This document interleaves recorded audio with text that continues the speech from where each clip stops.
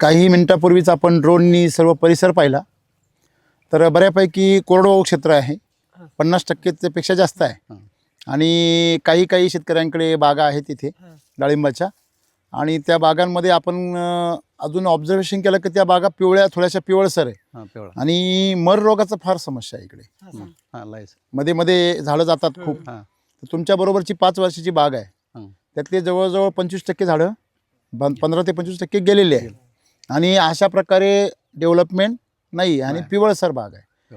आणि त्याचं कारण पण आपल्याला सापडलं की परिसरामध्ये जे तळे केले लोकांनी, शेततळे, त्या शेततळ्याला चुना मारल्यासारखा क्षारांचा काय आलेला आहे, कागदावर थर आलेला आहे. अगदी अक्षरशः एवढं मोचळ, म्हणजे त्याला आपण क्षारपड अशा प्रकारचं पाणी या परिसरामध्ये आहे. पाणी नसून ते एक विषच आहे असं म्हटलं तरी चुकीचं ठरणार नाही आहे.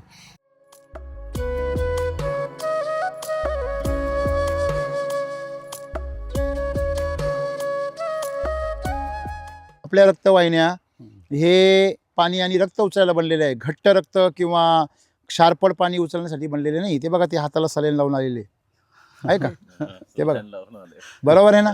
आता मला सांगा, हे असं दिवस, काही दिवसांनी असे 50% लोक सलाईन घेऊनच हिंडतील. आणि हे काही चांगलं चित्र नाही आहे.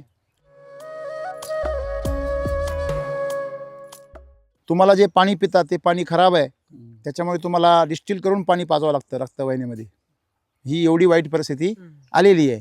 तर मग त्यासाठी आता आपल्याला पहिलं मातीपासून काम करावं लागेल, कारण पाण्याला शुद्ध करण्याची ताकद फक्त कशामध्ये फक्त मातीमध्येच आहे ना. वरून पडणारं पाणी सगळं झिरपून कुठं जातं, विहिरींना. ते सगळं झिरपून गेल्यावरती ते गाळूनच जातं ना. जर माती गाळण्यासाठी जर सक्षम नाही बनली, तशी मातीची जी चाळणी आहे, ती चाळण तिची चॉकअप झालेली, ती आता पाणी फिल्टर करू शकत नाही.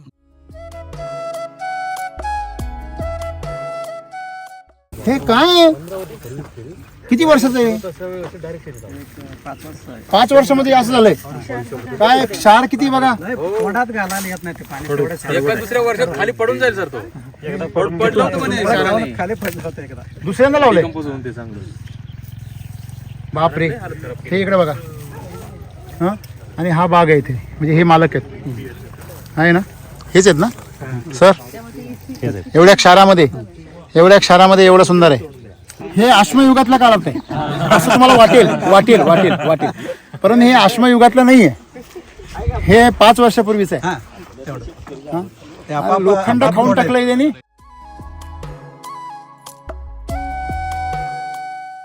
आता 3 वर्षाचा बगीचा झाला. आणि आता झाडं किती आहे याच्यामध्ये? 330. 3 वर्षाचा बगीचा आहे.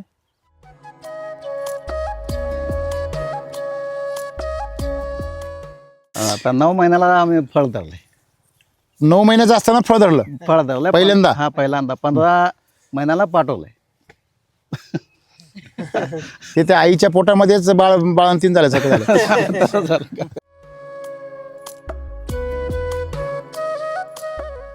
तुम्ही 9व्या महिन्यात फळ धरलं आणि 15व्या महिन्यात सोडलं, तर किती माल निघाला त्यावेळेस झाडावर? त्यावेळेला 2.5 टन. किती झाडामध्ये? 330 झाडं. 330 झाडांमध्ये 2.5 टन. 8-9 किलो माल निघाला. काय साईज होती? मोठं होतं. त्या 400 पर्यंत झालं. 400 पर्यंत? 400 पर्यंत झालं. मग दुसऱ्या वर्षी? त्या वर्षी आता 4 टन निघाले. मागच्या वर्षी? मागच्या वर्षी 4 टन निघालं. म्हणजे एका झाडावर 11-12 किलो निघाला. 12-13 किलो, बरोबर आहे? बरं, म्हणजे 8-9 किलो, 12-13 किलो.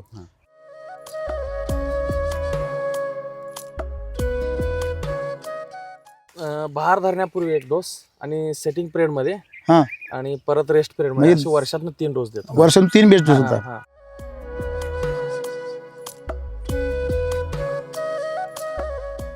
आणि 15 गुंठे किती सरे आहे?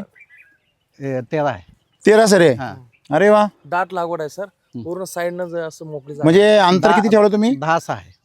अच्छा, 10-6चं अंतर आहे. 10-6 अंतर. हो, तुमच्या बागेला इथे 13-10चं अंतर पाहिजे. एवढा मोठा होत नाही आम्हाला, कळली ना. आता बागा सगळा जातं म्हणून आम्ही धटला. हे पाठीमागे येतो तो तर एवढाच आहे. ते झाडाला झाड पण खेटलेलं नाही. सर, इथं प्रॉब्लेम असा आहे की दुसऱ्या बहाराला माल पण काढायचा आणि इकडे झाड पण काढायची, अशी परिस्थिती असं आहे इकडच्या भागामध्ये. कारण झाडच राहत नाही.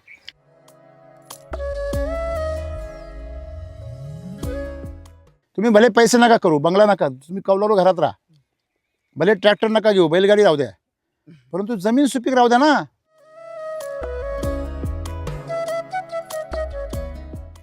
हे पानं केवढे झाले पाहा ना तुम्ही. हां, हे पानं एवढे मोठे करायला बागायतदार लोक जीवाचं रान करतात.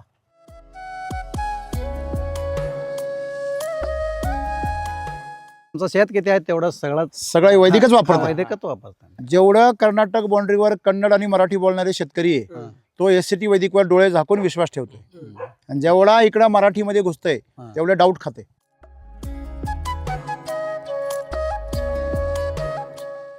शेतकरी सुद्धा असं शंका घेता लुटायला निघाली. राम सर श्रीमंत झाले, बरोबर, मान्य आहे, पण राम सरांनी हजारो लाखो शेतकरी पण काय केले, श्रीमंत केले. शेतकरी सोडा, लाखो गायांचे प्राण वाचवले, माती सुपीक केली, आणि या पुढच्या लेकरांची पिढी काय केली, सुरक्षित केली. मग ज्यांनी लोकांना श्रीमंत केलं त्यांनी गरीबच राहावं का? किंगपेक्षा मोठा असतो भावांनो.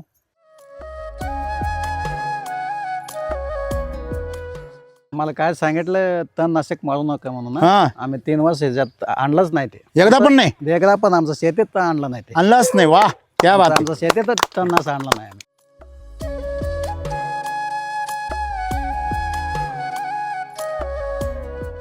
आता हे मुलं आहेत, बरोबर नाही, इथं आता हे मुलं आले होते ना सगळे, ते मध्ये गेले बागेमध्ये. त्यांचं अशी भणभण एखाद्या कसं पिसाळलेलं कुत्रं असतं तशी त्यांची परिस्थिती, त्यांचं मन लागत नाही एका ठिकाणी. यांना शिकण्याची इच्छा नाही, फक्त यांना स्वतःच्याच मेंदूमध्ये जे खिचडी आणि घाण घुसली ती घाण एकमेकाच्या डोक्यात टाकायची इच्छा आहे. हे बघा, यांच्या दोघांक वय आणि पेन आहे. तुमच्या कोणाकडे वही पेन आहे का? आणि म्हणून ही माणसं 42 लाख कमावतात. का बरं? त्यांच्याकडे प्रत्येक गोष्ट शिकण्याची काय आहे, तयारी आहे, आणि शिकण्याची लक्षणं सुद्धा त्यांच्या हातामध्ये आहे.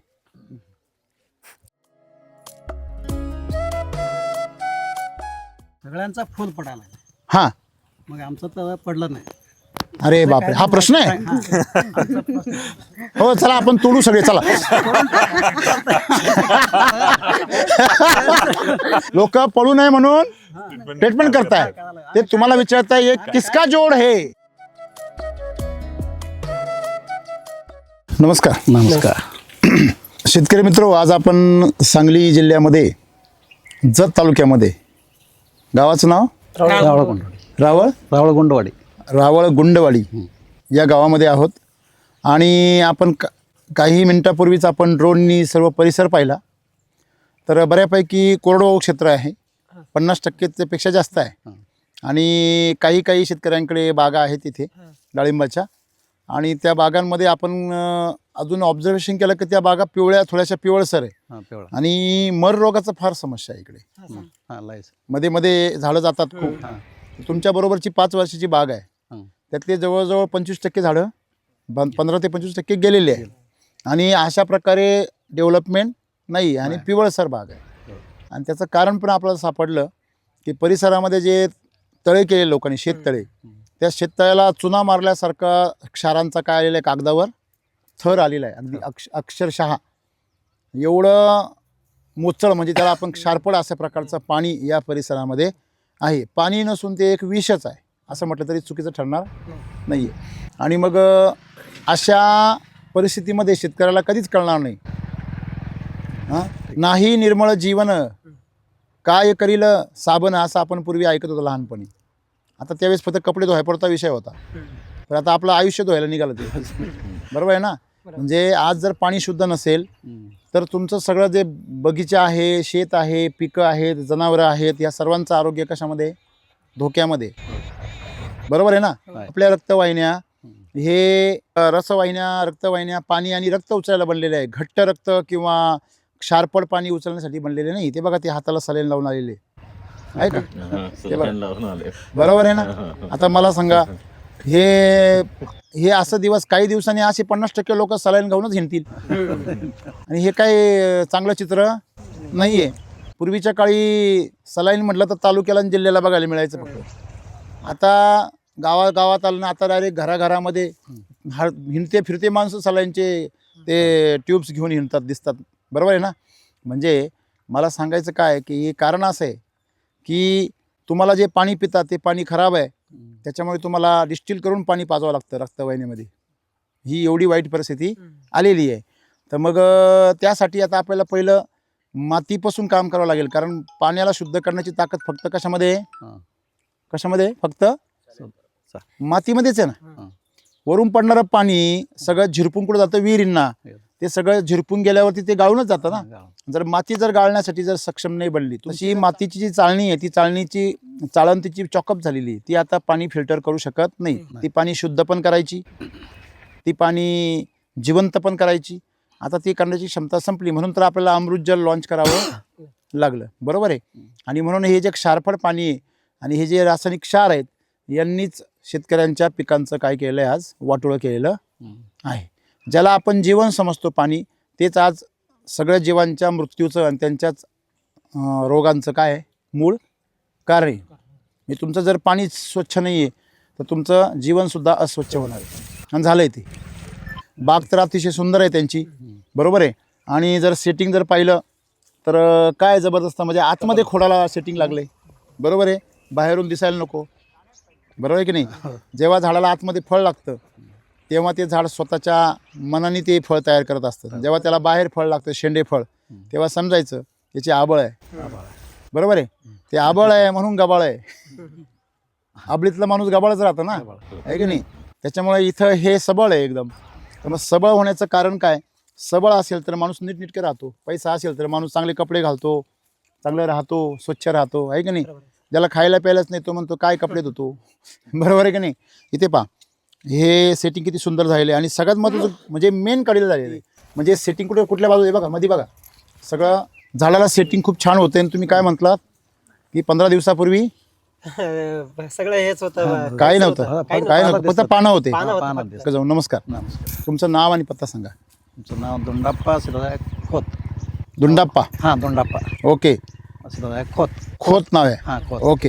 हे बगीचा तुमचा किती वर्षाचा आहे? आता 3 वर्ष. 3 वर्षाचा बगीचा झाला. आणि आता झाडं किती आहे याच्यामध्ये? 330. 3 वर्षाचा बगीचा आहे. हां, 3 वर्ष. फक्त 3 वर्षाचा. हां. तेवढंच आहे. आता 9 महिन्याला आम्ही फळ धरले.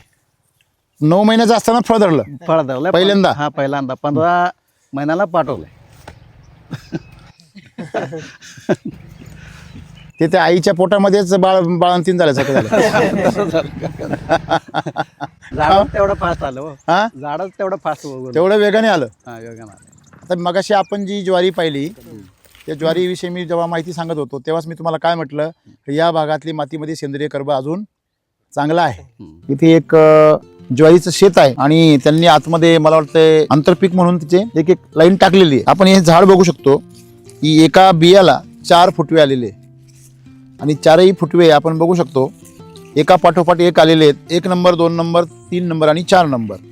तर 4 दाणे अतिशय सुंदर भरलेले. याच्यामध्ये आपण एक ऑब्झर्वेशन करू शकतो की या मातीमध्ये अजून किती कस आहे. म्हणजे ह्या कणसाचे दाणे बघून आपण सांगू शकतो की ह्या मातीमध्ये अजूनही 1 पॉईंटच्या पुढे सेंद्रिय कर्ब आहे. यासाठी आपल्याला तपासणीची गरज नाही. दुसरी गोष्ट म्हणजे म्हणून रासायनिक खतांचा या ठिकाणी रिझल्ट शेतकऱ्यांना मिळतो. जोपर्यंत या बँकेतला बॅलन्स आहे तोपर्यंत यांना रिझल्ट मिळणार आहे. आणि उन्हाळ्यामध्ये पाणी नसल्यामुळे ह्या जमीन दरवर्षी पडीक राहतात. त्याच्यामुळे सेंद्रिय कर्बाचं पुनर्भरण होतं उन्हाळ्यामध्ये. त्याच्यामुळे या शेतकऱ्यांना रासायनिक शेतीचे रिझल्ट मिळतात. परंतु तुम्ही याच्यामध्ये एक ऑब्झर्वेशन केलं, पूर्वीच्या काळी जर आपण ज्वारीची कणसं जर बघितली ती याला एवढं वजन असायचं की हे इथं बाग वाकलंय बघा, थोडंसं दिसतंय तुम्हाला, आणि हे पण वाकलंय बघा, थोडंसं वाकलंय ना. हे कणीस बेंड होऊन डायरेक्ट असं याचं वाकडी व्हायची, डायरेक्ट अशी आकडी तयार व्हायची. आणि हे सगळे कणस असे खाली झुकलेले असायचे. म्हणजे एवढं त्याच्यामध्ये काय असायचं, वजन असायचं. म्हणजे आता हे दाणे आहेत ते आता हलकट बनलेले. म्हणजे रासायनिक शेतीमुळे शेतकऱ्यांनी आपली शेती, आपले अन्नधान्य हलकट बनवले आणि ते खाऊन खाऊन स्वतः पण आता हलकट बनलेलं आहे. आता त्याची शेतीला देण्याची पात्रता, शेतीला देण्याची मानसिकता, शेतीलाच सोडा, त्याला दुसऱ्याला देताना त्याचा हात जड पडतो. आता अशा प्रकारे शेतकऱ्याला केमिकल शेतीने हलकट बनवलेलं आहे. त्याची माती हलकी करून टाकली, त्याची पिकं हलकी करून टाकली आणि त्याची मानसिकता देखील हलकट करून टाकली. हे धान्य एवढं यायचं की ते झुकायचं मातीकडे. आता ते असं वर ताट उभं राहतं आणि ते स्वतःही ताट उभं राहतं आणि ते शेतकऱ्याला हे ताट बनवतं. आणि अशा प्रकारचं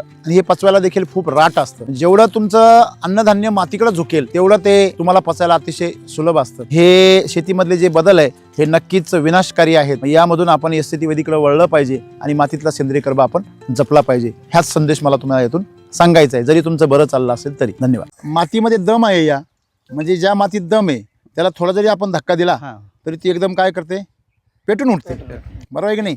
ही जी माती आहे ह्या मातीमध्ये थोडासा कस आहे, त्याच्यामुळे तुम्हाला अतिशय चांगल्या प्रकारे काय दिसतोय, इथं रिस्पॉन्स दिसतोय. बरोबर आहे. तुम्ही 9व्या महिन्यात फळ धरलं हा, धरलं. आणि 15व्या महिन्यात सोडलं हा सर तर किती माल निघाला त्यावेळेस झाडावर? त्यावेळेला 2.5 टन किती झाडामध्ये? 330 झाला 330 झाडांमध्ये 2.5 टन 2.5 टन म्हणजे जवळजवळ तुमचा 8 साडेआठ 8-9 किलो माल निघाला.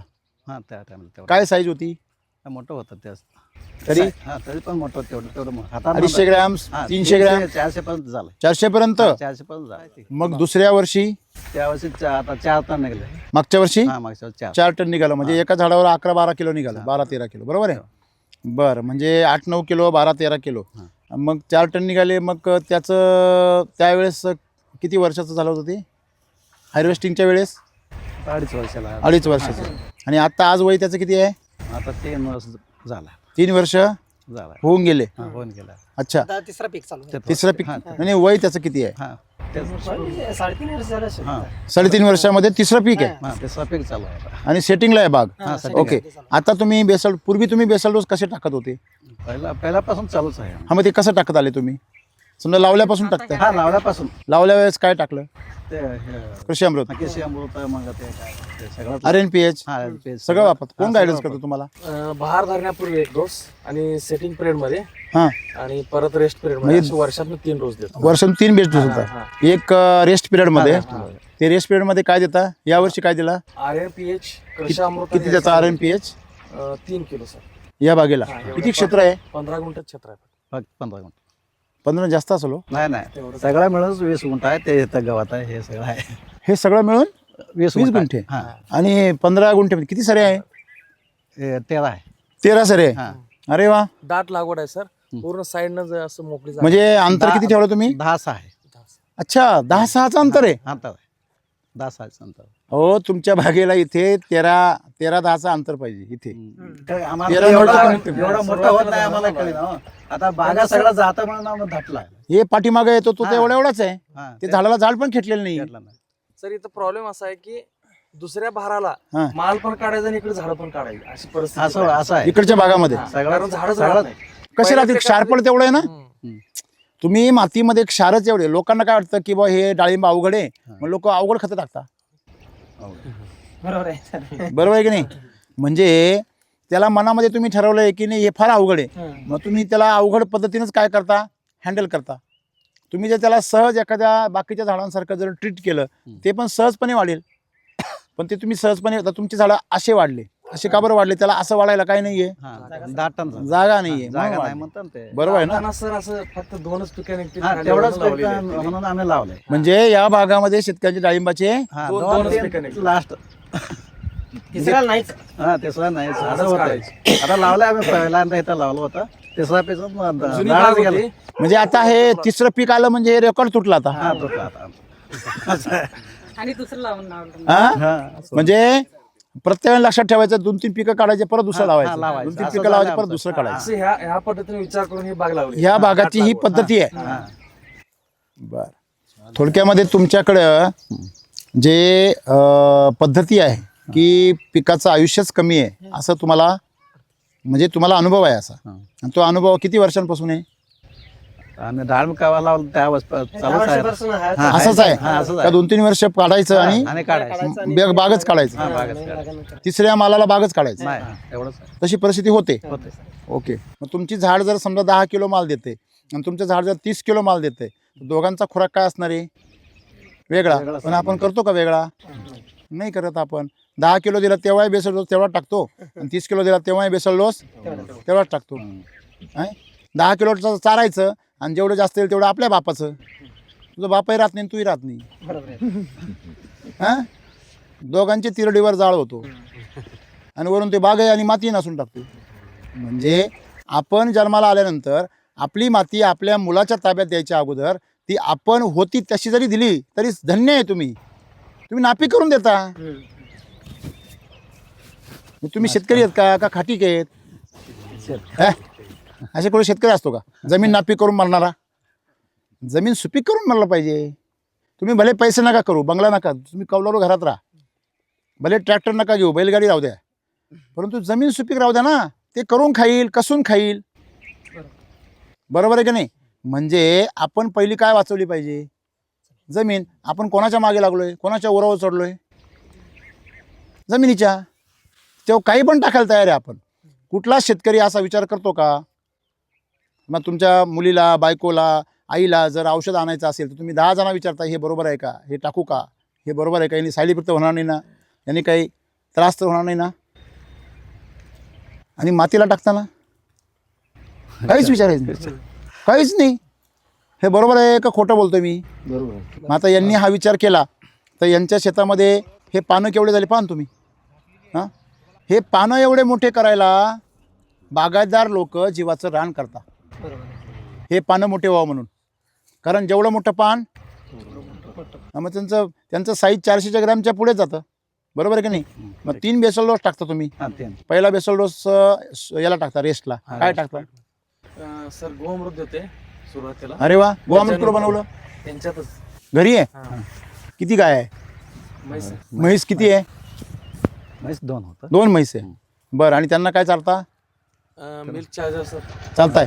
अरे वा. हे इथलंच आणि हे गवत त्यांना टाकता. ह्या गावात मग ह्याला हे काय SSM सर. SSM मी तेच म्हणलो पण ना, खाता खात पण तेच टाकते.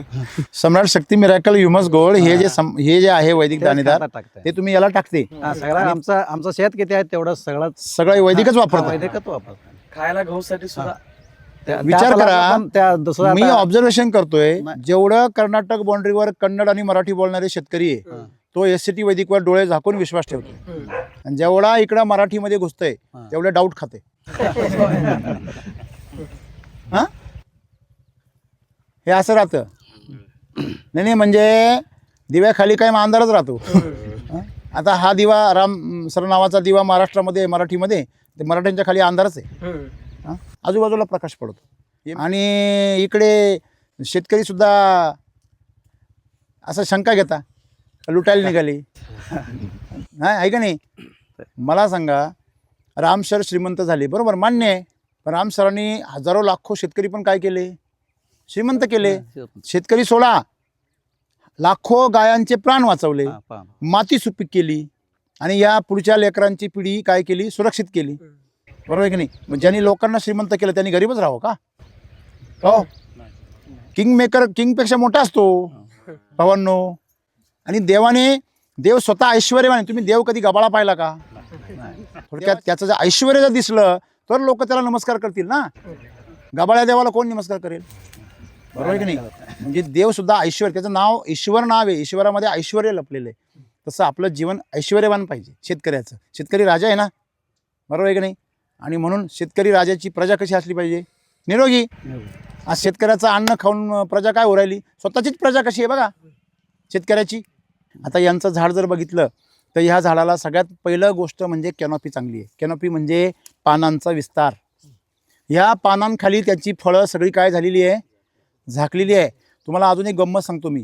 तुम्ही सगळ्यांनी इथे जवळपास आहे ना सगळे, बरोबर आहे ना, तुम्ही सगळ्यांनी काय करा, 12 वाजता या, इकडं टेम्परेचर असतं 35च्या आसपास आता, बरोबर आहे. 12 वाजता बागेत यायचं. बागेमध्ये 30 डिग्री टेम्परेचर असणार. बरोबर आहे सर.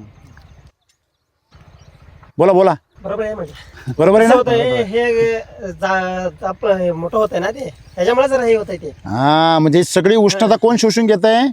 झाडं शोषून घेत आहे. आणि त्या उष्णतेपासून काय बनवत आहे? अन्न. आणि तिला झाडामध्ये आसपास काय ठेवते? खाली गारवा ठेवते. केमिकल असल्या बागांमध्ये कसं होतंय, उष्णता आल्यावर एकदम जोरात झळ पडतंय. झळा लागतात. म्हणजे बाहेर जरी कमी असलं तर आतमध्ये जास्त टेम्परेचर लागतं. हे शेतात कसं होतंय, एकदम शांत आणि सायलेंट होतंय. म्हणजे इथं आल्यावर मेंदू काय होतो? शांत होतो. मला सांगा, जर मध्ये तुम्ही मध्ये टेम्परेचर कमी आहे, इथं टेम्परेचर जास्त आहे बाहेर, आहे ना. म्हणजे हा एवढा फरक आहे. म्हणजे याचं कारण काय? इथं उष्णता वापरली जाते आणि केमिकलच्या बागेमध्ये उष्णता परावर्तित केली जाते, सोडली जाते.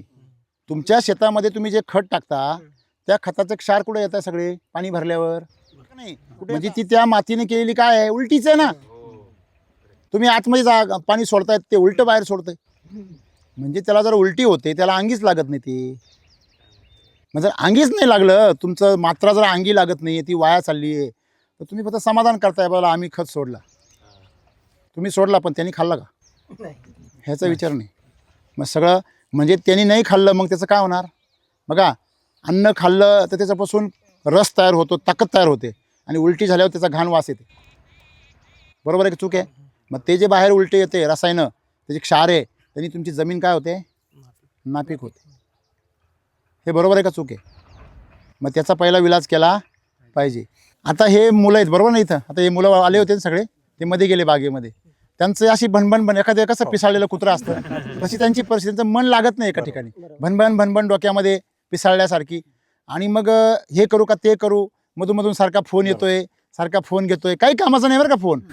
तू कुठे आहे, काय करतोय आणि काय झालंय तुझं, हे फालतू फोन. आणि विचार करा, यांना शिकण्याची इच्छा नाही, फक्त यांना स्वतःच्याच मेंदूमध्ये जे खिचडी आणि घाण घुसली ती घाण एकमेकाच्या डोक्यात टाकायची इच्छा आहे. हे बघा यांच्या दोघांकडे वया आणि पेन आहे. तुमच्या कोणाकडे वही पेन आहे का? आणि म्हणून ही माणसं 42 लाख कमावतात. का बरं? यांच्याकडे प्रत्येक गोष्ट शिकण्याची काय आहे तयारी आहे, आणि शिकण्याची लक्षणं सुद्धा त्यांच्या हातामध्ये आहे. बरोबर आहे की नाही? तुम्ही जर शिकलात तरच शिका आणि समृद्ध व्हा. जो पढेगा वही आगे बढ़ेगा. वाचाल तर वाचाल, शिकाल तर टिकाल. हे म्हणी फक्त आपण शाळेत लावायच्या, गावात लावायच्या, भाषणं ठोकायची, प्रत्यक्ष अंमलात आणायच्या. यांनी अंमलात आणल्या. आपल्या सगळ्यांना, आपल्या पुढच्या पिढ्यांना कान धरून त्यांचे असे फटके देऊन त्यांना असं वळणं लावलंय, तरच भविष्य काय आहे त्यांचं उज्ज्वल आहे. काय वाटतं तुम्हाला? राईट? सगळ्यांचा फोन पडाला, हां. मग आमचा तर पडला नाही. अरे बापरे, हा प्रश्न आहे. हो चला आपण तोडू सगळे, चला.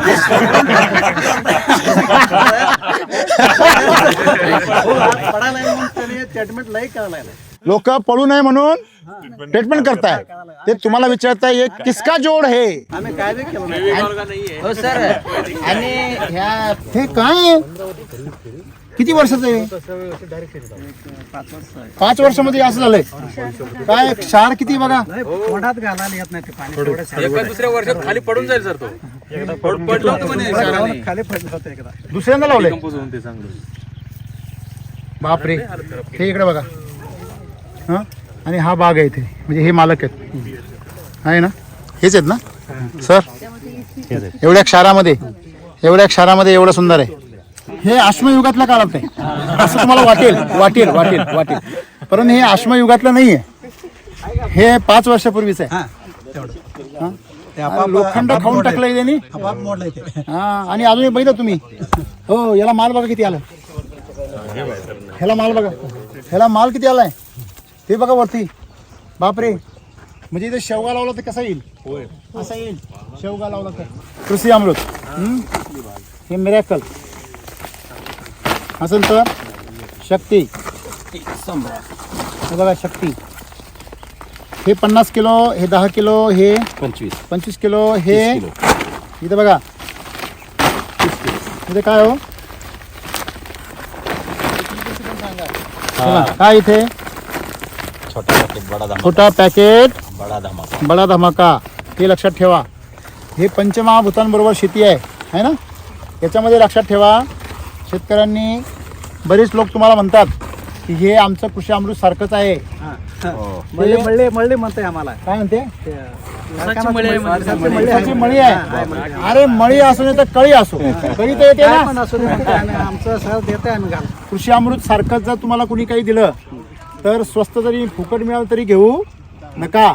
याची काळजी घ्या. या भागामध्ये अनेक लोक जे आमचे जुने डिस्ट्रीब्युटर सोडून गेले आहे, ते लोक दुसऱ्या कंपन्यांचं या नावाखाली काही विकतात. त्यांच्यापासून सावध राहा.